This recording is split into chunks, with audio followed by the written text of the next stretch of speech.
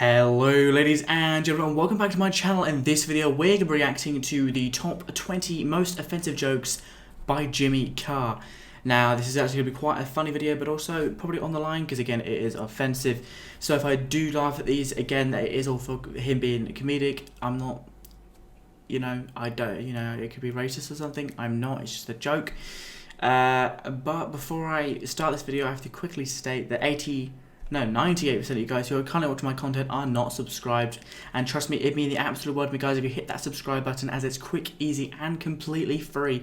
And trust me, if you watch a couple more of my videos, you might, hey, who knows, you might start to like what I do, or if you like it already, it would mean an absolute, don't even know what I'm trying to say there, but it would mean a lot if you hit that like button and leave a comment down below as well, as that will help me get onto the algorithm to hopefully get out there just a little bit more. Now again, I have to say even one more thing. I might not get all these jokes, so I might look a bit clueless, but hey ho, you might find that funny as well. So without further ado, let's get in with this reaction. Pope Benedict. Incidentally, he's called Pope Benedict because he comes with a hollandaise sauce. Fairs. Hang on, that's not a hollandaise sauce. Benedict!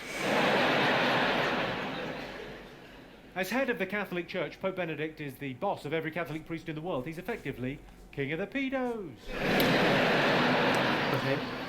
We all know jokes about,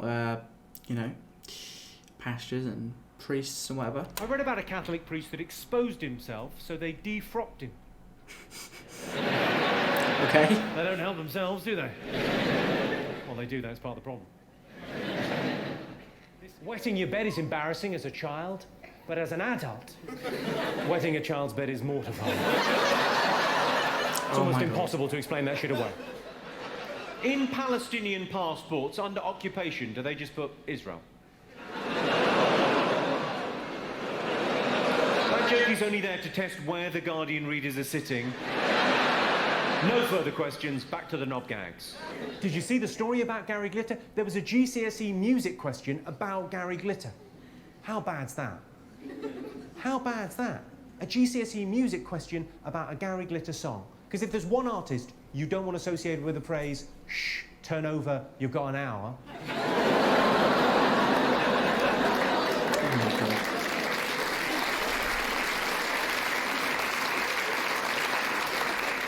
I should probably leave Glitter alone. He just wants to settle down and have kids. Might be the problem. I had a similar thing with Hurricane Sandy. You remember Hurricane Sandy that devastated the eastern seaboard of America? All I wanted to say was it was the worst thing to hit New York since those two planes. Possibly they got it right on that one. A lot of people like to smoke cigarettes after sex, but you can't buy cigarettes until you're 16, so I have to get them for both of us. Oh god. Oh my god. You think it's wrong I'm buying a 15-year-old girl cigarettes? You think it's wrong I'm fucking her? I'm kidding. Kidding does sound like a verb for child abuse, doesn't it? I'm kidding. Are you joking or touching kids? Treat them mean, keep them keen. You all heard that expression? Yes. Treat them mean, keep them keen. Treat them mean, you will keep them keen. If that was really true, if that really worked, treat them mean, keep them keen, wouldn't the Jews absolutely adore the Germans? Oh my god. Really? Really? A round of applause on a joke about the worst thing that's ever happened? Ever? Where do we go from there? Has anyone in here ever tried any DIY? Give us a shout if you've ever tried any kind of DIY, yes? Yeah. Most everyone's tried. Can anyone who's ever tried DIY, hand on heart, tell me they don't have a little bit of admiration for the work that Fritzl did? It's not easy building stuff, is it? It's not easy to be a tidy workman. I'm not saying I approve of what he did down there, but he built a cellar without his wife even fucking noticing. I'm just saying credit where credit is due.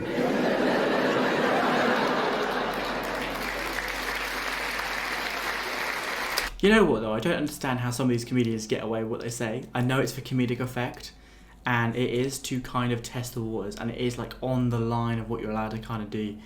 But again, at the end of the day, it is just a joke. But Jesus Christ, some of them must get crazy hate for it. A round of applause for a Fritzl joke. You may be my kind of town. He was described in the Daily Express newspaper as the most evil man in Austrian history. Not even close. Hitler.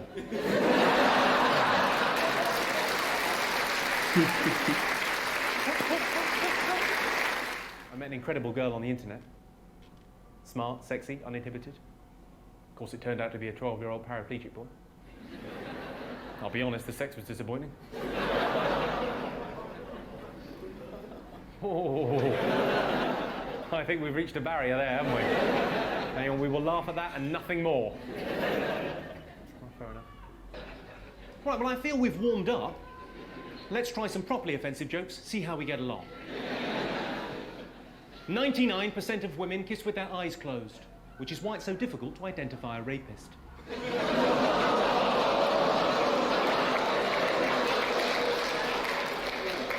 Let's have a little time out there and discuss the rules of the gig.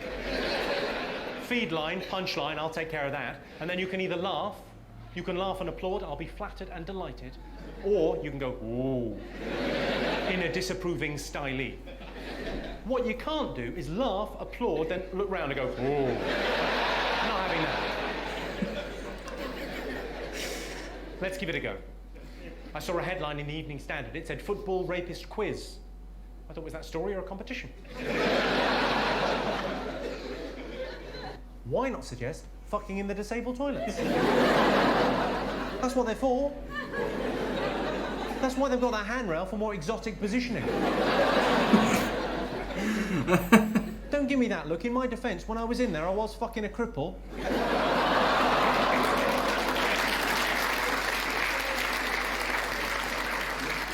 And I'm 90% sure it was consensual. How was it? Yeah. But that is Parkinson's for you. Oh my God. Recently had a miscarriage. I feel like all I can say is oh my God, because they are just like blatantly offensive. And it was doubly bad because I had to pay for it.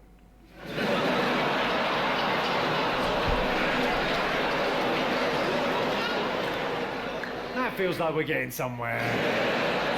And I realise an abortion can be a very upsetting thing for a woman. But at the same time, who doesn't get a little confidence boost when they lose a bit of weight? Right, let me try and offend you. All right, when I was at school, a mate of mine got caught wanking in the showers. How on earth are you... Why are you doing that? Nothing? Well, it ruined the school trip to Auschwitz.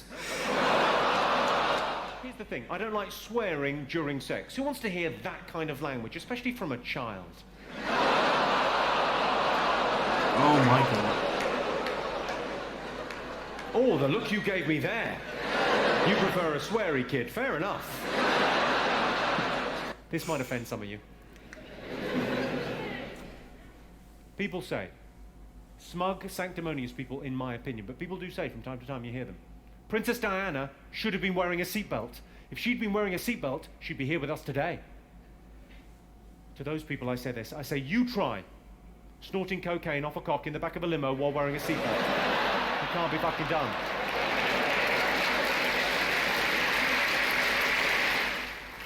It's a brilliant job, this. It's lovely. You spend an hour and a half talking to people, telling them jokes, building up this reservoir of goodwill. But then you're expected just to fuck off. It's a bit weird. With your permission, I'd like to piss away some of that goodwill. Yeah! On an unpleasant joke. You know, sometimes I'll tell a joke that's a bit edgy, and I feel as an audience you go, oh, that's a little bit close to the... Go on then, you. What you like. I'd like to tell one now that'll make you go... Oh. Would you like to hear it? Yeah! Well, it's a joke about love. Can love conquer all? Or do the practicalities of life get in the way? Well, a great example of this is May to December relationships. Relationships where there's a bit of an age gap. Can love conquer that divide? Or does life get in the way, the practicalities? There's probably as many different opinions as there are people in this room. Here's my opinion, for what it's worth. I think you know a girl is too young for you if you're having to make the aeroplane noise to get your cock in her mouth. Here comes the train into the tunnel.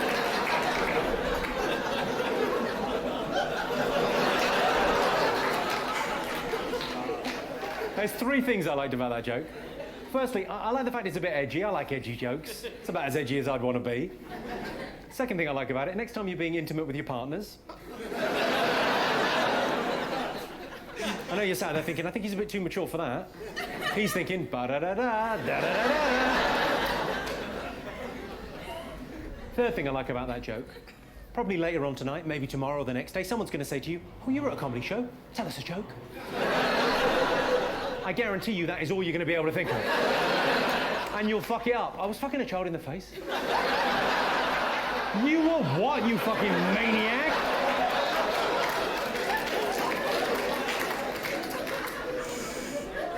Oh my God. Do you want to come and visit A Hospice? It's palliative care for teenagers. Yes, I do. I got that call about 6 years ago. I said, yeah, I'll go. I didn't know what some of those words meant. I thought it sounds all right, teenagers. I imagine that'll be fun. Now, it transpires, palliative translates to dying, and I found myself in a situation where I went, well, I've got to go. I've said I'll go, and thinking, this is going to be shit. Hand on heart, I thought, this is going to be fucking shit. But I said I'll go, so I'll go. So I went there with very low expectations. I thought, I'll be lucky to get through this without tearing up. I went there, it was genuinely, I couldn't believe what a fucking arsehole I am. Because it was genuinely inspirational. It was brilliant to go. If you get a chance to visit a hospice, go to a hospice. They're amazing. Because I don't know what inspires you, but I like that idea of carpe diem, living in the moment, now being where happiness is. And if you meet life-limited teenagers, they're having that because they're aware of how precious time is. And I think we often forget in our day-to-day lives. So it was amazing to go and to be around. I've been back many times since, and I'd recommend it as a thing to do. It's really fun. They don't want to be shut away. They want to be part of society. The thing that blew me away when I went there was an incident. So if I go out to get coffee before the show, if I go to Starbucks, obviously my coffee shop of choice. Similar views. But if I go out to get coffee before the show, right, if there's a group of 15-year-old girls in the coffee shop, they'll be really flirty with me, not because I'm some super attractive dude, but because I'm a celebrity and there's a cachet to celebrity in our society, for better, for worse. There just is, it's a fact. So I'm used to that kind of flirting in that context. I wasn't expecting it within the context of palliative care for teenagers in a hospice. There's a girl in there, she just turned 15, pretty little thing, and she's a massive comedy fan. And she had all the DVDs, seen everything on YouTube, like really into it. And she was really flirty and really tactile. And I thought, what? All she wanted was a kiss. And I thought, well, where's the harm? She's going to be dead before she can testify.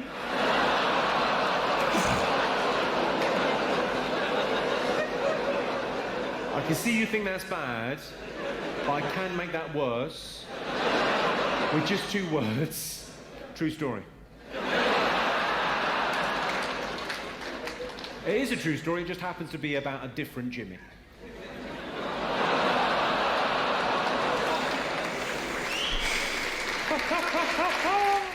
How do you make a gay fuck a woman? Shit in her cunt.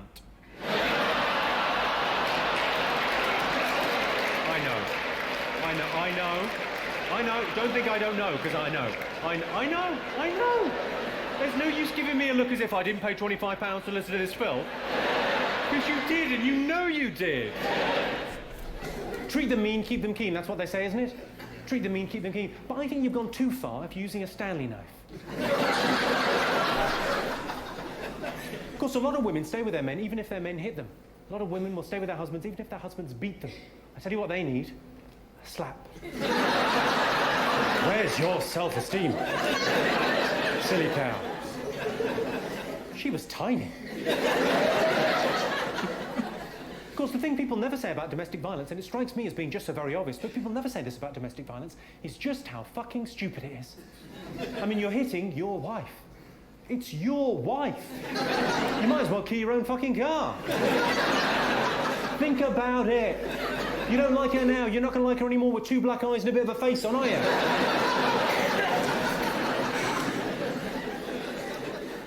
There are places in the country where that's just a joke. I did that joke in Preston. It was like marriage guidance. It got a round of applause. Well, I thought it was a round of applause. It was actually people hitting their wives.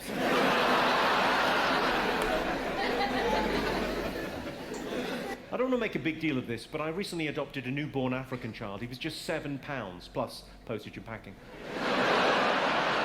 That's how they get you. If only they'd put holes in that box. And that is the joke, interestingly, that Richard Curtis said was a bit much for the comic relief gig. Oh my god. Jesus Christ. But anyway, those jokes were offensive, but they were also quite good. Some of them were quite good, actually.